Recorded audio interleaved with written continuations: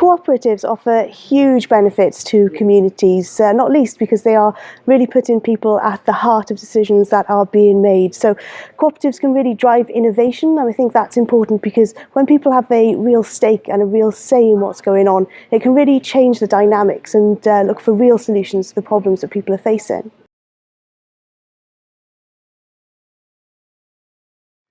In my role as Minister for Housing and Regeneration, I've really seen how cooperatives are different to other organisations. We're supporting a number of cooperative models of housing in Wales, and we see that what we're creating isn't just homes but communities as well. There's a lot of extra work, a lot of heavy lifting at the start, but we know that the results certainly do warrant it, and the benefits are huge for those communities.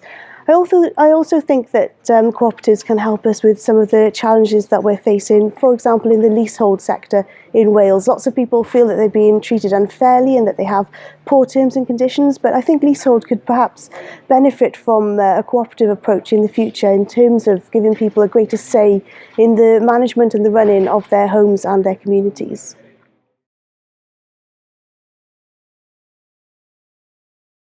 I think Wales can learn to be really imaginative and think very broadly in terms of the areas that can benefit from cooperative models. So in the Basque Country you have industry, knowledge, distribution, all benefiting from cooperative approaches, and so that's something that we can certainly consider here in Wales.